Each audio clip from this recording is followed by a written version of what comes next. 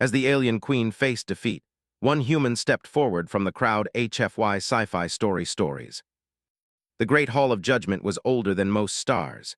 Its walls were carved from dark crystal mined from a dead moon, polished smooth by thousands of years of ceremony and fear. Tall pillars rose toward a ceiling so high it faded into shadow. Light came from floating orbs that hummed softly, casting cold white glow over the gathered crowd. Every sound echoed, every breath felt small. At the center of the hall stood the alien queen. Her armor was cracked. The once bright markings of her royal house were dull and broken. One shoulder plate hung loose, held only by twisted metal. Dark stains marked where energy weapons had struck her during the final battle. Still, she stood straight. Her back did not bend. Her chin did not lower. Even in defeat, she carried herself like a ruler. Chains of glowing restraint circled her wrists, not because she needed them to be held, but because tradition demanded it.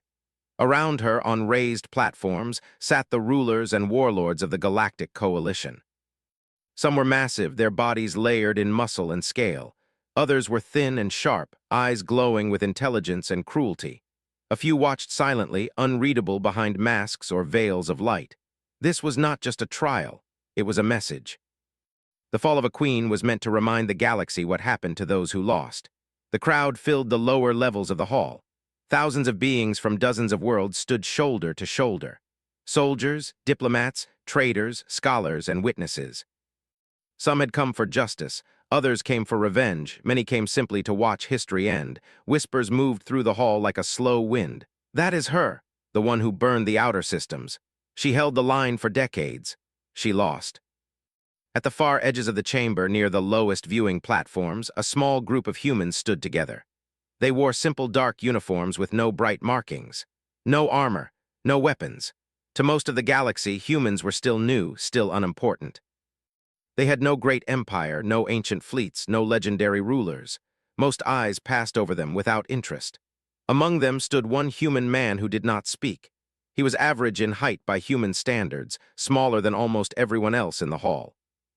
His hair was dark, his face calm but serious. His hands were clasped behind his back as he watched the queen. He did not look afraid. The lead warlord rose from his seat. He was tall even for his species, his body covered in thick plates of natural armor. Old scars crossed his face, marks of countless battles. When he spoke, his voice carried easily through the chamber, deep and sharp. "The war is over," he said. "The empire of the crowned stars has fallen. Its fleets are destroyed. Its worlds have surrendered. Its queen stands before us in defeat."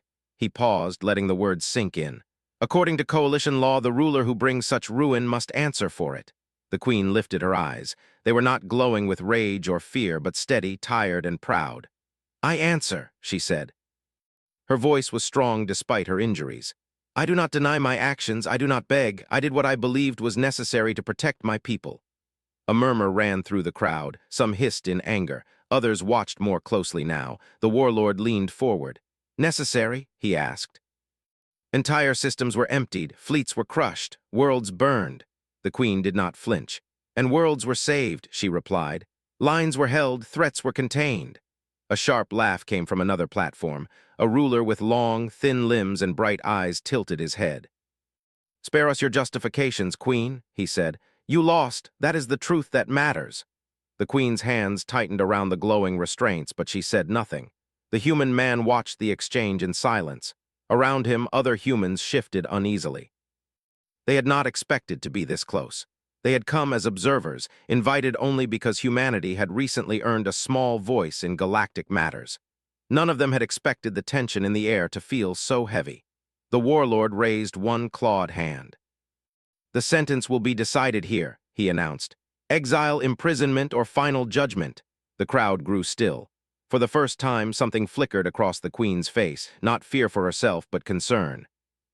Her gaze briefly moved to the far wall, to the symbols of her fallen empire carved into the stone. She had ruled for centuries. She had made choices that no one else wanted to make. She had carried burdens alone. If this was the end, she would accept it. The human man felt his chest tighten. He remembered the reports he had read, the data buried deep in restricted channels, the timelines that did not match the public story, the sacrifices that were never announced, the quiet retreats that saved entire regions of space. He remembered how close the galaxy had come to something far worse than war. No one else here seemed to remember. The warlord began to speak again, preparing to call the vote. That was when the human took a step forward. The sound was small, just the soft tap of a boot against crystal stone, but in the silence of the hall it echoed. Heads turned. Guards shifted, hands moving toward weapons. Several alien eyes locked onto the human with surprise and irritation. "What is this?" one ruler snapped. "Why is a human moving?" The human did not raise his voice. He did not run. He simply walked forward away from the human delegation toward the open space before the queen. Every step felt heavy, but his pace remained steady. "Stop!" a guard barked, stepping into his path. The human stopped immediately. He raised his hands slowly, palms open. "I request permission to speak," he said. Laughter rippled through part of the chamber, disbelieving, sharp laughter. "A human?" someone said. "This is a trial of empires." The warlord stared down at him. "You are out of place," he said. "This does not concern your species." The human met his gaze. His voice did not shake. "With respect," he said, "it concerns all species." The queen turned her head slightly. For the first time, she truly looked at him. Her eyes narrowed, not in anger but curiosity. The warlord hesitated. He had expected fear. He had expected silence. Instead, he saw calm. "You have one moment," the warlord said coldly. "Choose your words carefully." The human nodded. He did not begin with praise or accusation. He did not shout. He simply spoke clearly. "This queen is being judged for a war she did not start," he said, "and for a defeat that hides a greater victory." The hall erupted in noise, outrage, mockery, confusion. The warlord slammed his claw against the arm of his seat. "Silence!" The noise slowly faded, though angry murmurs remained. The human continued. "The records presented here are incomplete. The timeline is broken. The coalition celebrates an ending without understanding what was prevented." The thin-limbed ruler leaned forward, eyes glowing brighter. "You accuse this council of ignorance?" "I accuse it of missing the full truth," the human replied. The guards tensed. Weapons hummed softly. The queen watched him closely now. Her expression had changed. Not hope. Not yet, but something like recognition. The warlord's voice dropped. "You are walking a dangerous path, human." The human nodded again. "Humans are familiar with dangerous paths." A few aliens scoffed. The human took a slow breath. He could feel the weight of the hall pressing down on him. He could feel the eyes of thousands watching, waiting for him to fail. But he also knew something they did not. "This war," he said, "was not about conquest. It was about containment. About stopping a threat that would have consumed us all." The warlord narrowed his eyes. "You speak boldly for a species that barely survived its own wars." The human did not deny it. "Yes," he said simply, "we barely survived. That is why we recognize what she did." Silence fell again, deeper than before. The queen's chains glowed faintly as she shifted her hands. Her gaze never left the human now. The warlord did not end the moment. Instead, he leaned back slightly. "Very well," he said. "You have drawn the attention of this hall. Speak further, explain why the fate of a fallen queen should be delayed because of a human voice." The human straightened his shoulders. He had stepped forward from the crowd. Now there was no turning back. The silence after the warlord's words felt heavier than armor. Thousands of eyes stayed fixed on the human standing alone in the open space of the great hall. No one spoke. Even the floating orbs above seemed to dim, as if the chamber itself was listening. The human did not rush. He understood that every second mattered now. He took a slow breath and began again, his voice steady and clear. "The records you were given show only battles," he said. "They show fleets destroyed and systems abandoned. They do not show what followed those moments. They do not show what was stopped." A low sound of irritation came from one of the coalition rulers. "You speak in riddles," she said. "We judge facts, not guesses." The human turned slightly toward her. "Then let us speak of facts," he replied. He lifted one hand and a small device activated. A thin field of light spread outward, forming images in the air. Gasps moved through the crowd as unfamiliar star maps appeared, marked with warning symbols few recognized. "These regions," the human said, pointing, "were evacuated by the Queen's command long before the coalition knew why. Her fleets did not burn them, they sealed them." The warlord leaned forward again. "Sealed against what?" The human paused, choosing his words carefully. "Against something older than our alliances," he said. "Something that feeds on conflict, on collapse, something that grows stronger when empires fall suddenly." The chamber stirred uneasily. The thin-limbed ruler laughed sharply. "Convenient stories," he said. "We have heard many excuses from defeated rulers." The human did not react. "Humanity heard similar words once," he said, "when we warned our own people." Some of the alien rulers exchanged looks. The queen remained silent, her expression unreadable. Yet her eyes did not leave the floating maps. The human continued. "During the final years of this war, humanity observed quietly. We were not strong enough to fight openly, so we watched, we listened. We compared signals, patterns, disappearances." He shifted the display. Images changed to faint energy readings, strange distortions in space. "These appeared wherever the fighting grew uncontrolled," he said. "Entire fleets vanished without debris. Colonies went silent overnight." A murmur passed through the crowd.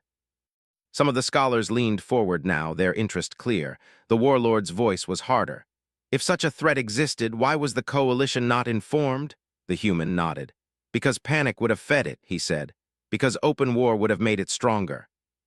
The hall grew quiet again. The human turned slightly, now facing the queen.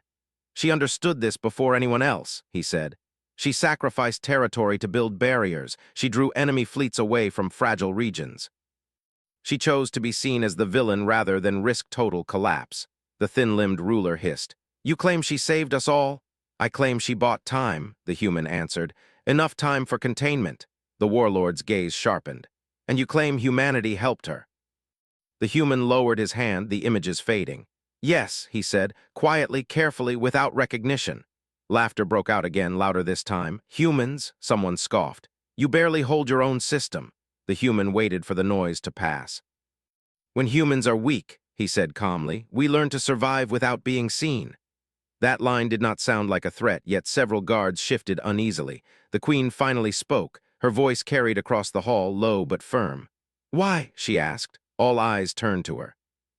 "Why would your people risk yourselves for mine?" she asked. "You owed us nothing." The human met her gaze. "Because if you fell the wrong way," he said, "we would have fallen next." The queen studied him, searching his face for deception. She found none.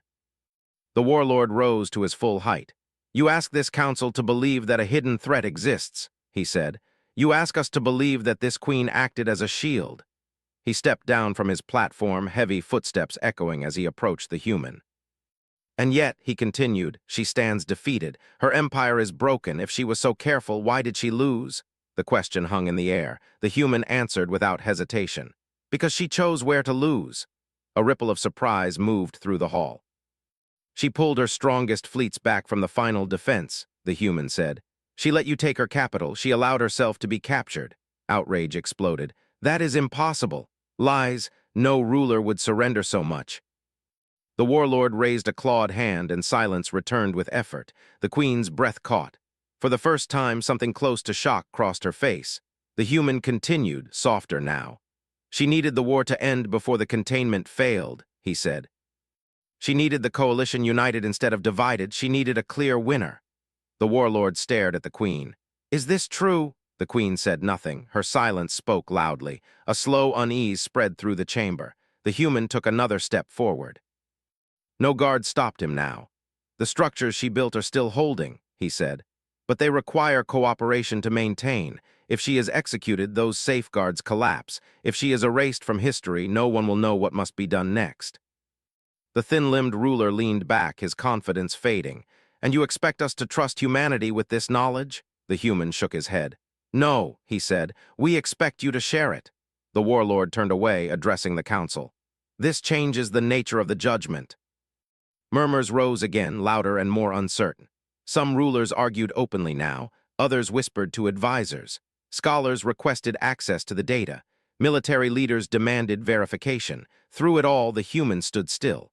The queen watched the chaos she had tried to prevent. For centuries, she had carried the burden alone. Now, for the first time, someone else spoke it aloud. The warlord turned back. "Human," he said, "if your claims are false, you have endangered your species." The human nodded. "We understand," he said. "Humans live with the weight of our choices." The warlord studied him carefully. "Why step forward now?" he asked. "Why not remain hidden?" The human looked around the hall, at the rulers, at the soldiers, at the frightened witnesses. "Because if we stay silent," he said, "history repeats itself, and next time there may be no one left to speak." The queen closed her eyes for a brief moment. When she opened them, they were fixed on the warlord. "If you must judge me," she said, "judge me after you understand what I held back." The hall was no longer sure what it was witnessing. This was no longer a simple end. It was the beginning of a truth the galaxy was not ready for. And the human who had stepped forward from the crowd remained standing. Quiet, small, and impossible, the council chamber did not return to calm. It changed into something heavier, something uncertain. The rulers no longer sat comfortably on their platforms. Many leaned forward now, speaking in low voices to aides and analysts. The idea that the war had hidden another danger unsettled them more than open defeat ever could. The warlord raised his hand again, but this time the silence came slowly. "Verification," he said. "Claims require proof." The human nodded. He had expected this. He activated his device again. This time the light formed moving shapes, slow and careful. Patterns of energy appeared, twisting and folding in ways that made some of the scientists in the hall gasp softly. "These are recordings," the human said, "taken by human deep space probes. We do not send ships where we do not understand the cost. We send machines first." The shapes shifted, showing regions of space bending inward, then smoothing again. "This is what happens when uncontrolled collapse occurs," he said. "Not explosions, not debris, space itself thins. What enters does not return." A scholar from a crystalline species rose slightly from his seat. "This pattern," he said, voice tight, "matches old myths." "Pre-Union myths," the human nodded. "Yes," he said, "stories older than your alliances, warnings written as legends." The thin-limbed ruler stiffened. "You expect us to believe ancient fears justify modern destruction?" "No," the human replied. "I expect you to believe ancient fears survived because they were real." The warlord turned sharply to the queen. "You knew," he said. "You built your war around this." The queen lifted her chin. "I did not build a war," she said. "I built a delay." She spoke more freely now, as if the weight of silence had finally cracked. "When the first signs appeared," she continued, "we studied them quietly. Every attempt at direct attack failed. Every uncontrolled conflict made it worse. So I chose a path that limited spread, even if it meant being hated." Some rulers shifted uncomfortably. "You sacrificed worlds," one accused. "I evacuated worlds," the queen replied. "My people survived, others chose to fight over pride." The room grew tense. The human stepped slightly to the side, allowing the queen's words to stand. He knew this moment mattered. The warlord exhaled slowly. "And humanity?" he asked. "What role did you truly play?" The human did not hesitate. "We mapped weak points," he said. "We stabilized borders. We shut down signals that would have drawn attention to the containment zones." A military commander scoffed. "You claim a small species controlled galactic communication." The human looked at him calmly. "No," he said. "We claim we noticed what others ignored." He changed the display again. This time it showed simple numbers, timelines, gaps where data should have existed. "These silences," the human said, "were intentional. Humans learned long ago that not everything needs to be announced." The warlord studied the data, then turned to his advisors. They whispered urgently. Across the hall, the crowd had grown quiet again. The mockery was gone. Fear had replaced it. The thin-limbed ruler rose to his full height. "If this threat still exists," he said, "why has it not returned now that the war is over?" The human answered softly. "Because the structures are still holding," he said. "Barely." The word barely echoed in the hall. The queen closed her eyes briefly. "They require maintenance," she said. "Cooperation, understanding." The warlord's voice was grim. "And if those fail," the human met his gaze. "Then collapse spreads," he said. "Not just to empires, but to systems that never touched this war." A ripple of alarm moved through the council. One ruler slammed a fist against his platform. "This should have been shared," he said angrily. The queen did not argue. "And if I had," she said, "how many would have rushed to exploit it? How many would have triggered it out of fear?" No one answered. The warlord turned back to the human. "You said humanity survived near extinction," he said. "What did that teach you?" The human thought for a moment. "That strength is not speed," he said. "It is patience. It is knowing when not to strike." He looked around the hall. "You call humans weak because we are small," he said. "Because we do not dominate space, but we learn to live in ruins. We learn to rebuild without applause." Several older rulers shifted, recognizing the truth in his tone. The warlord's expression softened slightly, though his posture remained firm. If this council spares the queen, he said, what does humanity demand in return? The human shook his head. Nothing, he said. Murmurs broke out again, this time confused. We ask for cooperation, the human continued. Not control, not power. The thin-limbed ruler laughed nervously.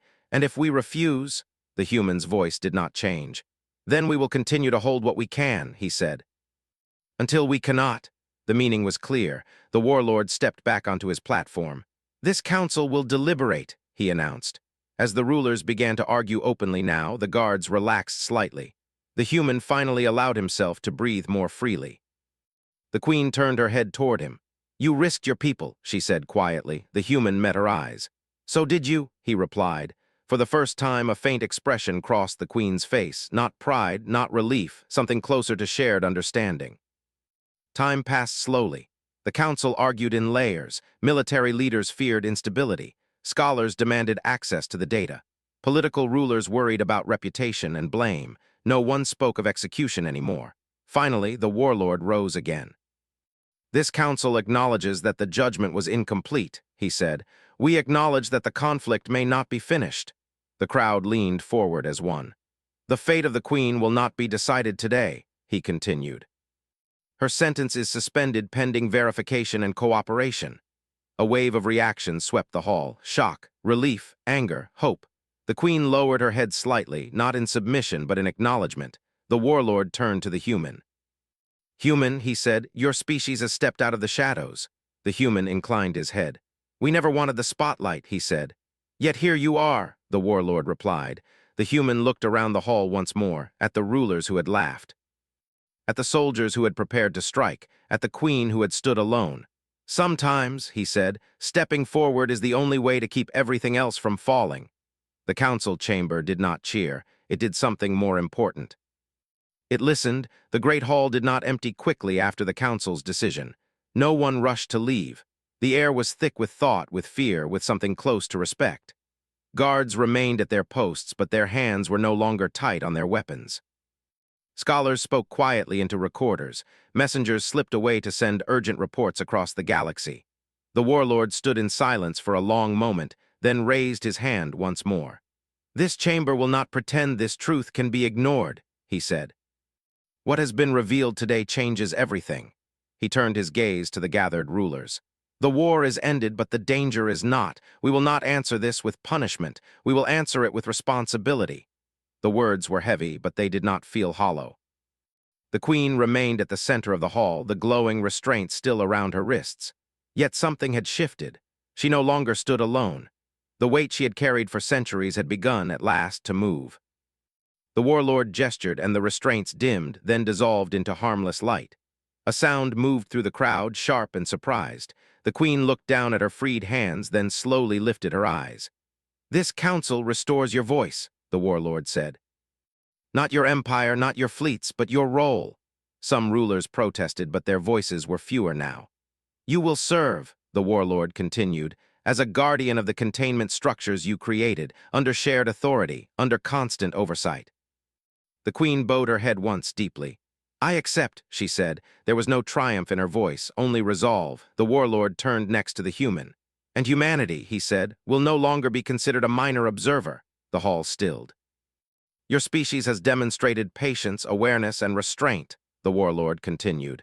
You will be granted a seat in all containment councils. Your data will be shared. Your warnings will be heard. The human did not smile. He simply nodded. We will cooperate, he said. As we always have. The warlord studied him carefully. You understand that stepping forward invites attention, he said. Attention brings risk. The human met his gaze. Humans learned long ago, he said, that hiding forever is its own kind of danger. That answer stayed with many who heard it. The council adjourned soon after, not with ceremony but with urgency. The galaxy had work to do. As the crowd slowly dispersed, the queen remained standing where she was. The human began to step back toward his delegation, his task complete.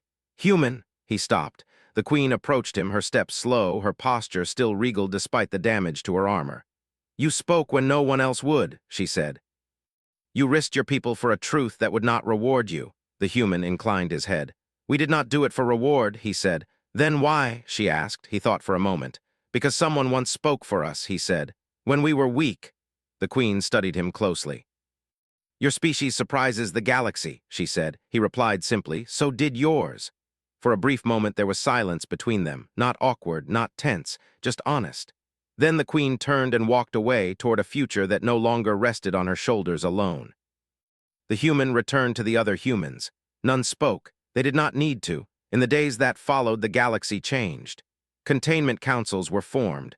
Old rivals sat at the same tables, arguing not over power but over stability. Data flowed where secrecy once ruled.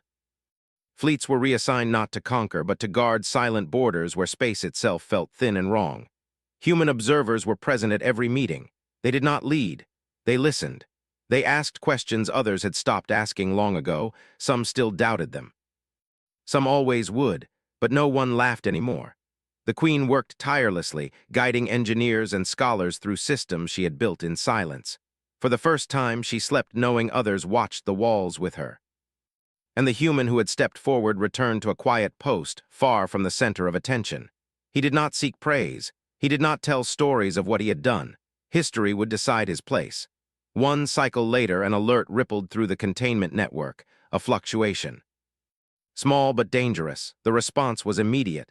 Coalition ships moved in controlled patterns. Human probes adjusted fields with precise timing. The queen coordinated without shouting, without fear. The distortion faded. The galaxy held. In council chambers across space, records of the old war were rewritten, not erased but corrected. The queen was no longer named as a tyrant, but as a guardian who had chosen the harder path. Humanity was no longer described as weak. They were described as watchful. As time passed, younger species studied the events of that day. They learned that power was not always loud. That victory did not always look like triumph. They learned that sometimes when a queen faces defeat, salvation does not arrive as an army. Sometimes it arrives as one human stepping forward from the crowd, quiet,